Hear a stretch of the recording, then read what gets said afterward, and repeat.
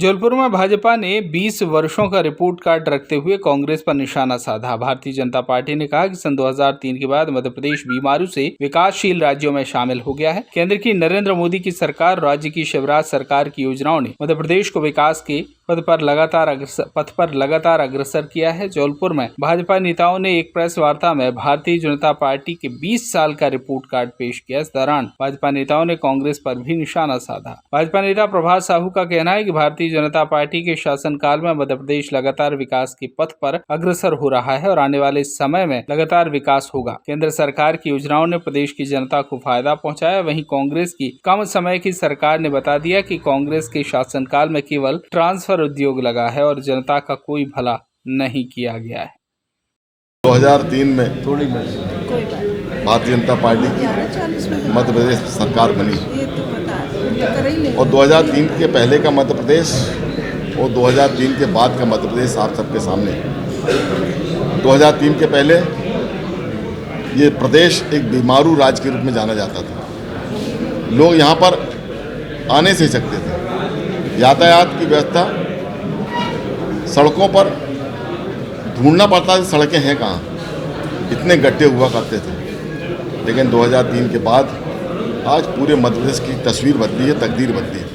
मध्य प्रदेश विकास के रास्ते पर तेज गति से आगे बढ़ रहा है। हम सब भारतीय जनता पार्टी के कार्यकर्ता माननीय शिवराज जी के नेतृत्व में, और उसमें जब 2014 में माननीय मोदी जी के नेतृत्व में सरकार बनी तो डबल इंजन की सरकार बनी।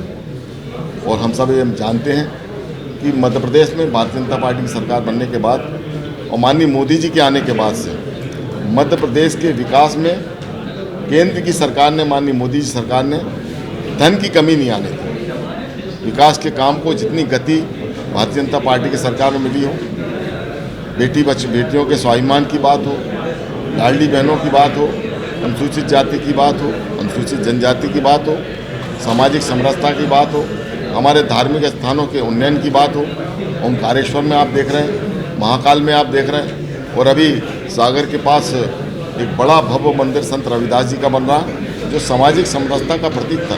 और उसमें सबसे बड़ी बात यह है कि माननीय नरेंद्र मोदी जी ने उस काम का भूमि पूजन किया। और हम ये बताना चाहते हैं कि संत रविदास जी केवल अनुसूचित जाति के संत नहीं थे। वास्तव में जो कुछ भी उन्होंने किया, जो कुछ भी अपने जीवन में चरितार्थ किया, वो पूरे समाज के लिए एक संदेश था।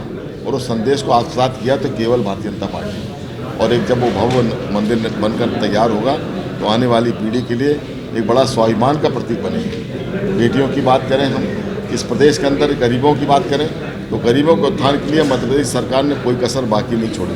बेटियों के लिए अभी कल एक बड़ा कार्यक्रम हुआ कि जो हमारी टॉपर बच्चियाँ थीं जबलपुर में, उन्हें 177 बच्चियों को कल एक्टिवा प्रदान की माननीय मुख्यमंत्री जी ने, ताकि जब वो कॉलेज में जाएं तो उनका आवागमन की सुविधा, उनको किसी प्रकार की तकलीफ ना हो। उनको हर साल उनके जो स्कॉलरशिप है 10th में, 12th में, कॉलेज में। मैंने कल एक बेटी से पूछा, अचानक बातचीत हुई तो जब मैंने उससे पूछा तो उसने बताया कि मेरे पिताजी नहीं हैं और मैंने तो लग भी नहीं रहा था कि मुझे कभी मैं गाड़ी ले पाऊँगी। मैंने पूछा कि आज तुमको कैसा लग रहा है? बोले वास्तव में मैं मामा जी को, शिवराज जी को धन्यवाद देना चाहती हूँ, उनको आशीर्वाद देना चाहती हूँ कि वो कम से कम बेटियों की इतनी चिंता तो कर रहे हैं कि उनकी शिक्षा, उनका जीवन स्तर आगे बढ़े और बेटियां मध्य प्रदेश के अंदर स्वाभिमान से आगे बढ़ सकें। उच्च शिक्षा के लिए भी यदि हमारी बेटियां जाना चाहती हैं तो मध्य प्रदेश सरकार उसमें भी उनके साथ कदम से कदम मिलाकर आज हज़ारों की संख्या में बेटियां उच्च शिक्षा प्राप्त कर रही हैं, जिसका पूरा खर्चा मध्य प्रदेश सरकार वहन कर रही है।